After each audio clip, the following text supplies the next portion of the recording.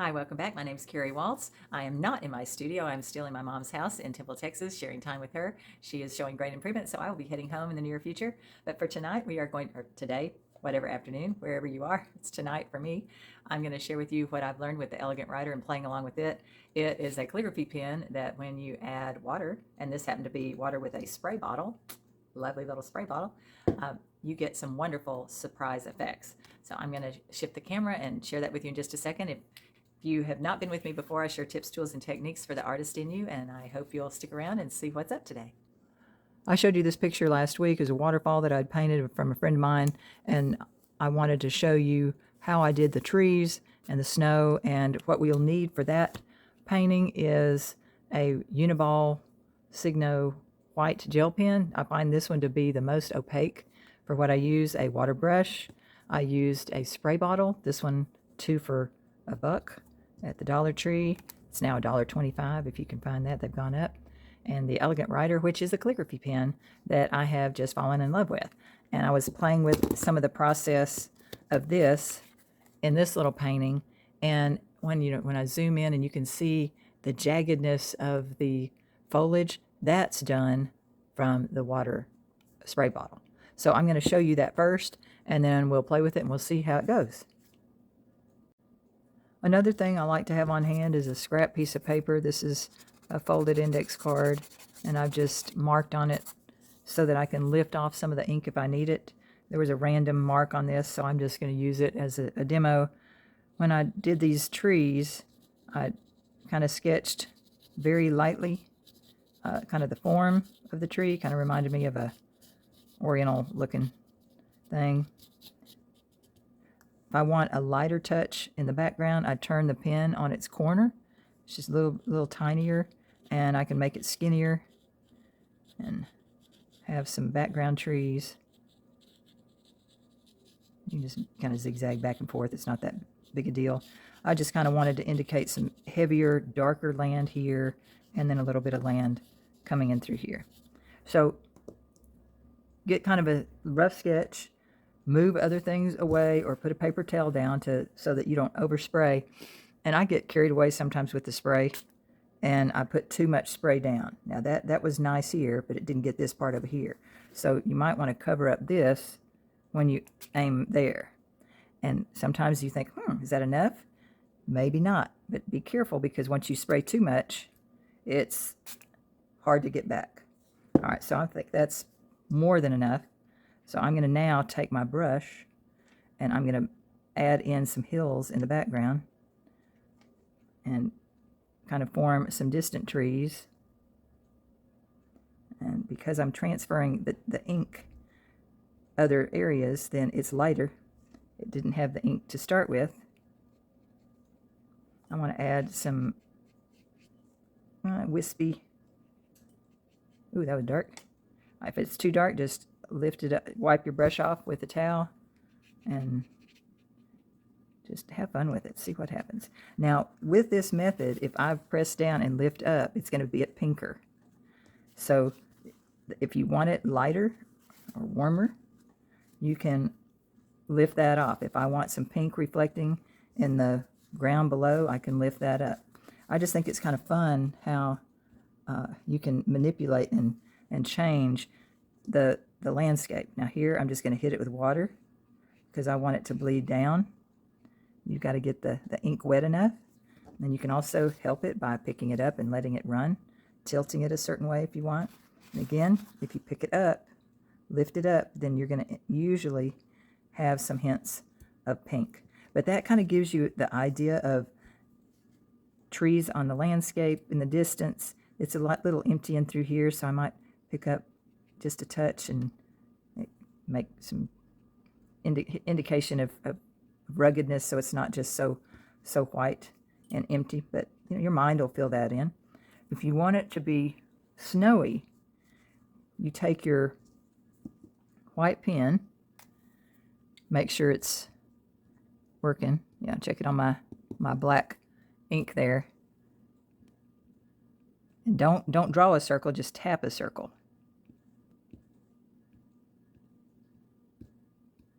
You'll want to tap it all, you want it to show snow up in this area too. So little taps. If you want a bigger snowflake, tap in the same spot.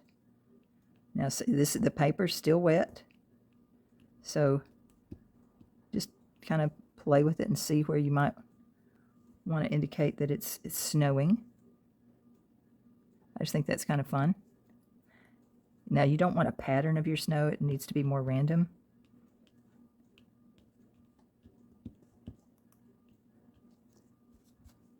And I look back at this one and how, as it dried, how some of the snow shows a little bit more. You can see where this paper was dry when I put those dots. It didn't bleed as much, where the paper was wet.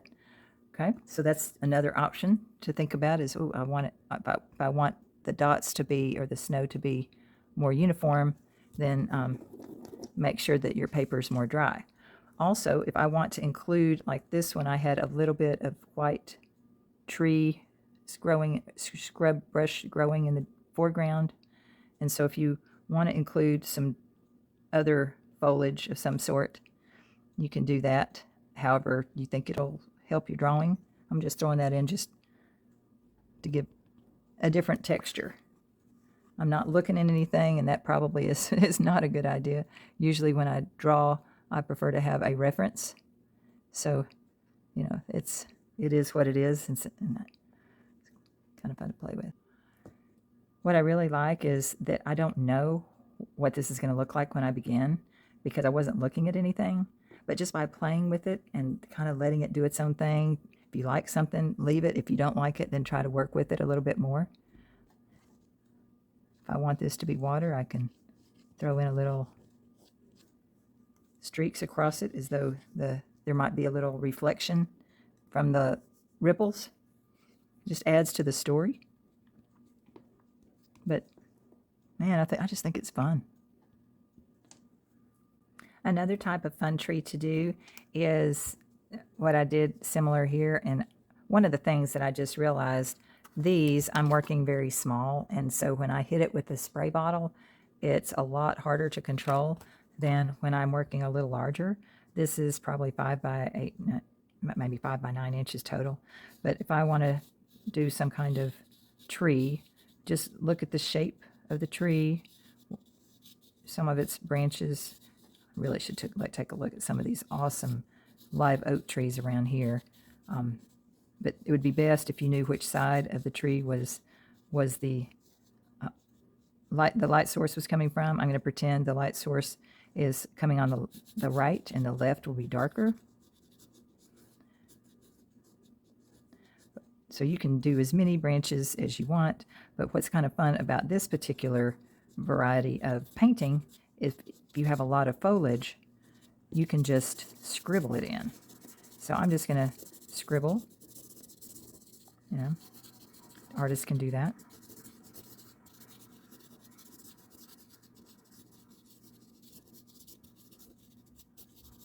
I can always come back, and I want to leave some gaps where the branches are not, so that the air holes can show through, hopefully.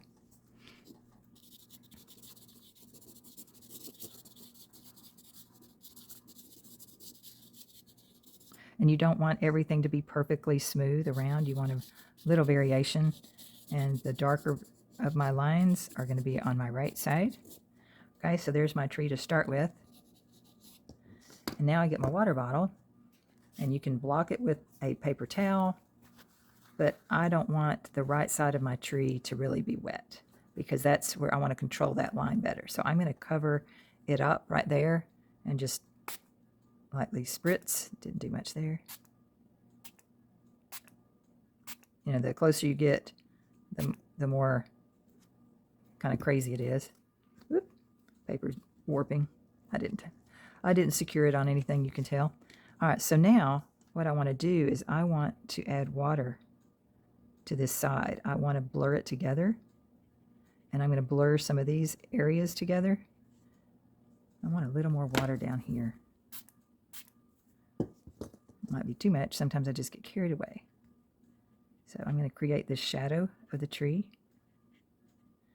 I'm going to lift off some of this paint and create a background while it's wet. This side you can tell is not as wet, so add a little water. Just lay your brush down and let that carry out. I don't want it to look too sterile back there. I'm going to give it some foliage, some variation. That's too light. I want to add some shadows under the trees that are just hinted at back there. And don't forget to lift up some of it. Create some pinker tones. I just think that's fun. And then I'm going to come in on this side and touch this side, not getting the tree wet, but getting the outside. You know what? It's the water is going to pull the ink toward the water. And I'm trying to save the whites of the tree here. I do want a little bit of color in the sky. I didn't put that. Okay, see, I'd let that sit too long. That's all right.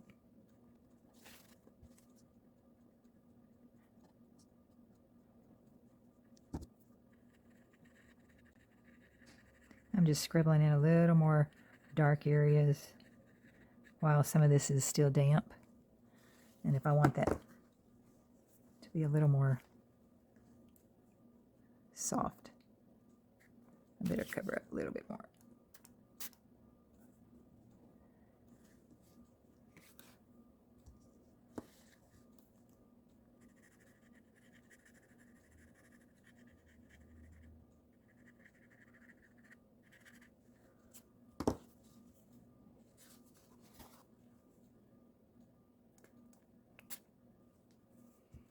Okay, so I'm going to leave that alone, let that stand on its own, and show you things that are not dealing with the water bottle, because this is a little less controlled than what you can get with a water brush or a regular paintbrush. So I just like to have fun. Oh, I say that too much. Just playing with it. Okay, there's your tree out in the field. I'm not going to repeat this exact painting, but I'm going to show you kind of what I did with it. It was some flowers that my mother had, and I just wanted to do a quick sketch, and I did what I consider kind of a continuous line drawing, and very loosely sketched. If there was flowers that was daisy kind of like, then I did kind of that shape. The leaves kind of went out in a jagged look like so.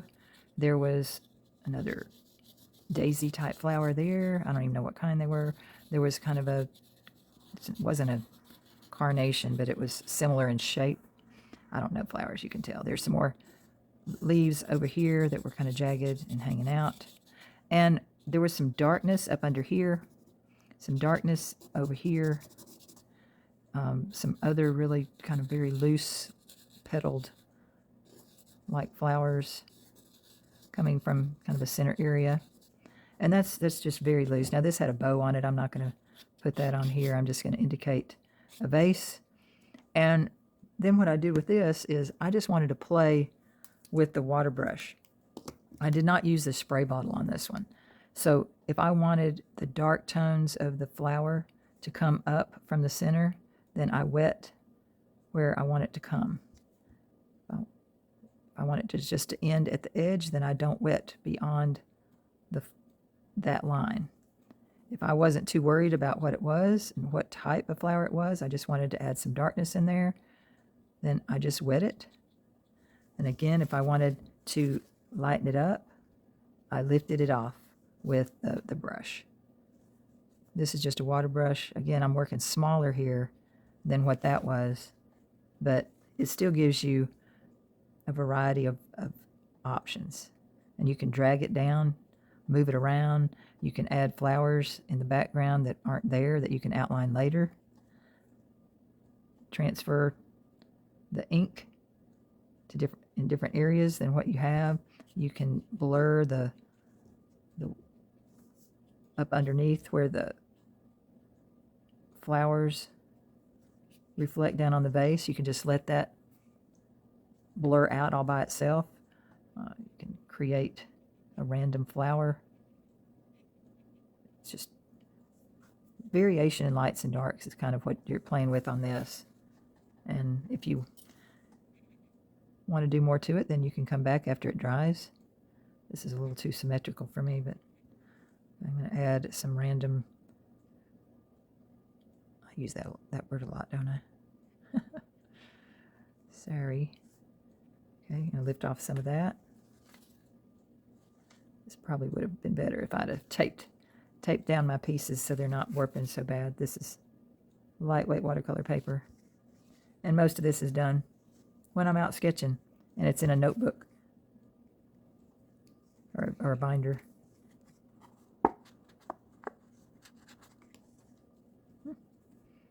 Not awful. Okay, I'm going to take this that I had a little extra from. I'm going to lift that off. I'm going to put some of that in the background. Of course, if I touch the black here, it's going to bleed into it, which is all right. I just want a difference between the background and the flowers themselves. So by doing this, I need to make sure I leave some white in the petals. I can come in, and this is more of a waterproof pen, so it's not going to bleed as much as the other, and I can give a little definition to the flowers if I want to. But again, just play with it, experiment with it, see what happens, see what happens with your trees. I just think it gives kind of a unique look. See what you think. Maybe you've gotten some use out of this. I hope you have. You know, it doesn't always have to turn out right for it to be beneficial for you. I haven't had a chance to paint much, and this is very therapeutic for me. I needed to do this. So sometimes you don't need to have a wonderful outcome for your time in creating to be beneficial for you. Tonight was beneficial for me. So if you were with me tonight, thank you for watching. I much appreciate those who leave comments and questions and like, oh, what you did inspired me to do something. You know, I've just had fun with this pen. Let's see if there's anything. Oh, that was a watercolor I tried. Same bouquet. I ended up trying it again. Spray bottle. Yeah. Pursue piece. That's been my cup this week. So it's been a good 2 weeks, and I'm very blessed to be with my mom. I love her dearly, and I'm so glad she's feeling better.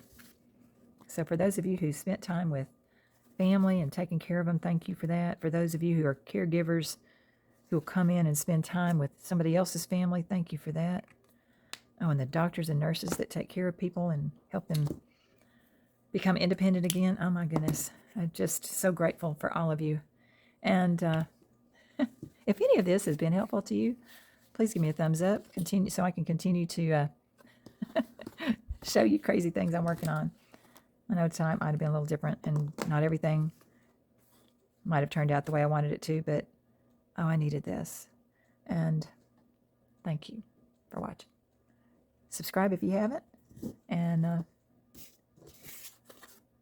I'll see you next week.